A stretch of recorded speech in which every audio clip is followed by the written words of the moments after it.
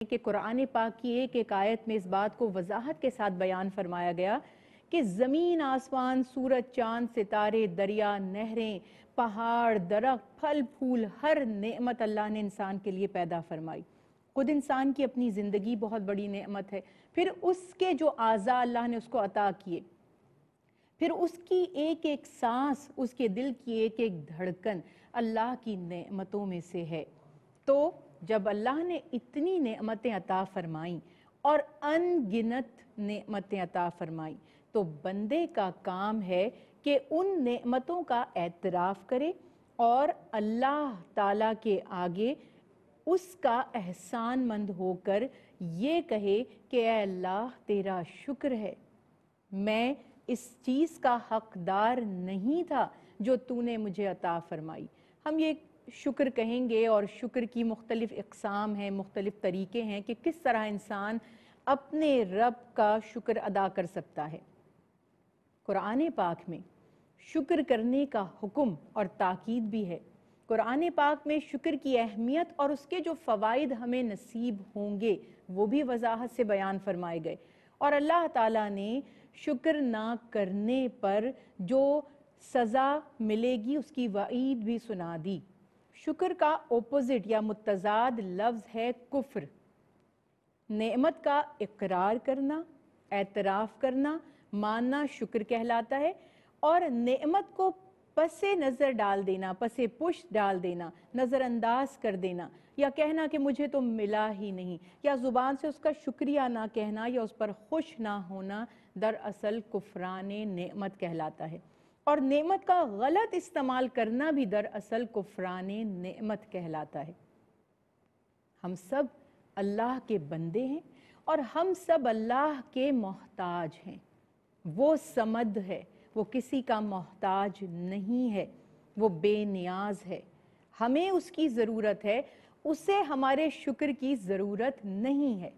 لیکن کیا کرم ہے، کیا فضل ہے، کیا احسان ہے اللہ کا کہ جب ہم اس کی بے پناہ دی گئی نعمتوں پر شکر کرتے ہیں تو وہ اتنا خوش ہوتا ہے کہ نعمتوں میں اضافہ فرما دیتا ہے۔ اللہ قرآن پاک میں ارشاد فرماتا ہے، اگر تم میری شکر گزاری میں لگے رہو گے تو میں بھی تم پر اپنی نعمتوں کی کثرت کرتا رہوں گا، نعمتوں میں اضافہ ہوتا رہے گا۔ سبحان اللہ، کیا کرم ہے اللہ کا کہ ایک نعمت عطا فرمائے، ہم اس پر شکر کریں یا جس طرح شکریہ کہیں تو ہمیں اور نعمت مل جائے۔ یہ تو بالکل ایسے ہی ہے کہ کوئی آپ کو کوئی تحفہ دے۔ ظاہر ہے کہ جب کوئی ہمیں تحفہ دیتا ہے تو وہ ایک ایڈیشنل، ایک ایکسٹرا چیز ہوتی ہے، وہ ہمارا حق نہیں ہوتا۔ کسی کا ہم نے کام کیا، اس کی اجرت لی، وہ تو ہمارا حق تھا، ہم نے اس کے بدلے میں کام کیا ہے، کوئی خدمت کی ہے، کسی نے ہم سے کچھ خریدا تو اس چیز کے عوض ہمیں معاوضہ دیا۔ لیکن جب کوئی تحفہ دیتا ہے، ہدیہ دیتا ہے، تو دراصل ہم اس کے حقدار نہیں ہوتے، یا یوں کہیے کہ اس پر واجب نہیں ہوتا، وہ چاہتا تو نہ دیتا، ہم اس سے کلیم نہیں کر سکتے تھے، شکوہ نہیں کر سکتے تھے، شکایت نہیں کر سکتے تھے۔ اب کمال یہ ہے کہ کسی نے ہمیں تحفہ دیا اور ہم خوش ہوئے، ہم نے شکریہ کے کلمات کہے، ہم نے قدر کی اس بات کی جو اس نے ہمارے ساتھ معاملہ کیا ہے، تو کیا ہوگا؟ وہ اتنا خوش ہو جائے گا کہ ایک اور تحفہ دے دے گا، پھر شکریہ کہا تو ایک اور تحفہ۔ یہ میں مثال دے رہی ہوں، عام طور پر دنیا میں ایسا نہیں ہوتا، یہ صرف اللہ کے ہاں ہی ہوتا ہے کہ جب انسان اللہ کی نعمت پا کر شکر ادا کرتا ہے تو اللہ تعالیٰ اس بات پر اتنا راضی ہوتا ہے، اتنا خوش ہوتا ہے کہ نعمتوں میں اضافہ فرمانا شروع کر دیتا ہے۔ اس کے برعکس اگر ہم نے خدا نہ خواستہ کفران نعمت کیا، نہ قدری کی، نہ شکری کی، تو نعمتوں کا زوال شروع ہو جاتا ہے۔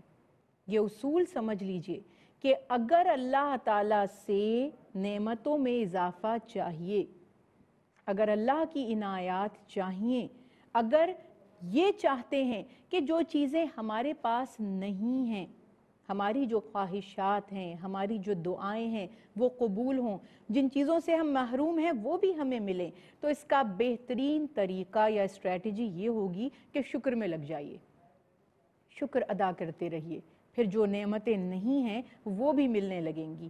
انسان بہت کمزور ہے، خلق الانسان ضعیفا، اللہ نے قرآن پاک میں فرمایا۔ لیکن انسان نہ صرف کمزور ہے بلکہ ناشکرا بھی ہے۔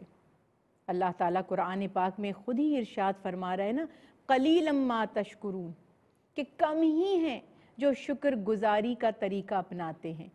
نعمتیں تو اتنی ہیں کہ اگر ہم انہیں شمار کرنا چاہیں، گننے بیٹھیں، تو کیا کہتے ہیں کہ درختوں کو اگر قلم بنا لیا جائے اور سمندر کو اگر سیاہی یا انک بنا لیا جائے اور اللہ کی تعریف، اس کی نعمتیں لکھنے بیٹھیں تو سیاہی ختم ہو جائے گی، نعمتیں ختم نہیں ہوں گی۔